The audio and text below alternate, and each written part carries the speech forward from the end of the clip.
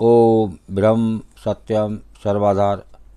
आज का प्रसंग चाहत पिया मिलन की। एक बार फिर प्रसंग का नाम सुने, चाहत पिया मिलन की।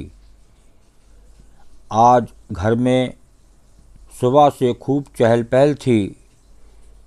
हो भी क्यों ना, आखिर इस घर की बेटी जो आ रही थी।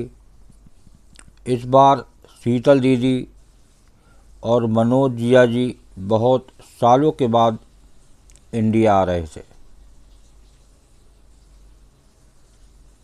सोफे के कुशनों को ठीक करती हुई इंदु पति अजय से बोली,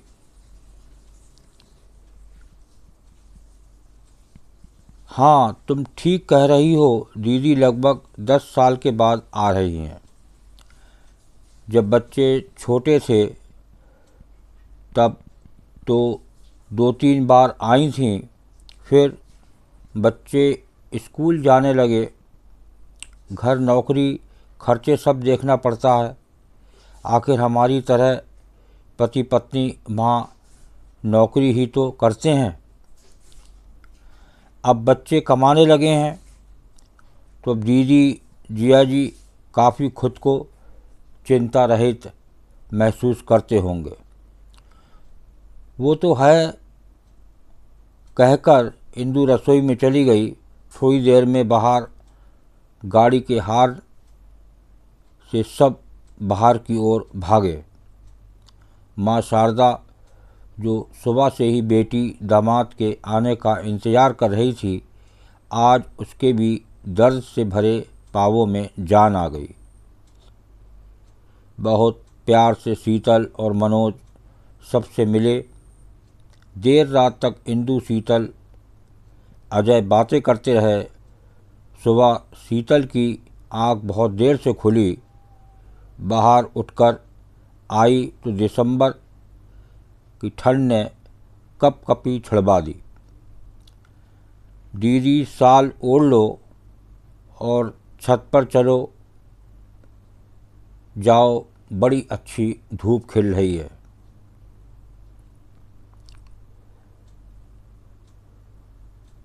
साथ बैठी माँ भी बोली, हाँ हाँ ठीक कह रही है बहू, ऊपर चली जा, धूप के साथ साथ बहुत अच्छा तुझे एक सरप्राइज़ भी मिलेगा। सरप्राइज़? कैसा सरप्राइज़ माँ? अरे कुछ खास नहीं दीदी, आप जाइए, इंदु ने बात को बहुत हल्के से लेते हुए कहा। छत पर आकर शीतल इधर उधर देखने लगी कि क्या बदलाव लाए हैं ये लोग ऊपर वाले हिस्से में, लेकिन उसे तो कुछ भी नहीं दिखाई दिया। सामने पड़ी कुर्सी पर बैठकर आसपास के घरों को देखने लग गई। तभी शीतल ने गौर किया कि सामने जो खाली प्लाट पड़ा था, वहाँ एक आलीशान सुंदर मकान बना हुआ था। शीतल घर को देख ही रही थी कि माँ उधर आई। माँ, सामने वाला मकान तो बहुत सुंदर बनाया है किसी ने, यही तो सरप्राइज़ है, कहकर माँ अपने कमरे में चली गई। शीतल छत की छोर पर आकर दीवार पकड़कर देखने लगी और सोचने लगी, माँ भी ना, ये भी कोई सरप्राइज़ है। तभी शीतल की नज़र उस घर की महिला जो तार पर कपड़े सुखाने डाल रही थी उस पर पड़ी और वो उसको देखती ही रही। तभी वो महिला भी, मुझे उसकी नज़र भी शीतल पर पड़ी तो वो और करीब आ गई। दोनों अपनी अपनी छत से एक दूसरे को साफ देख रही थी। बचपन की सहेलियां आज सालों के बाद एक दूसरे को देख रही थीं। शीतल संध्या दोनों एक साथ कहकर हंसने लगीं। तू कब आई शीतल? सच में तुझसे मिलने की बड़ी तमन्ना थी। तभी शारदा भी पीछे आकर खड़ी हो गई और कहने लगी, यही सरप्राइज़ था, और वो भी दोनों सहेलियों के लिए। शीतल शाम को घर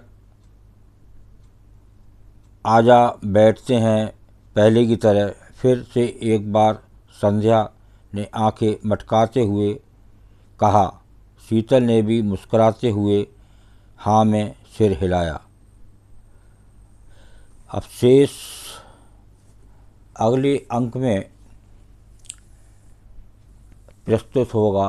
ये 2 अंकों में 2 पार्ट में प्रसंग है, तो दास जल्द दूसरा अंक प्रस्तुत करेगा।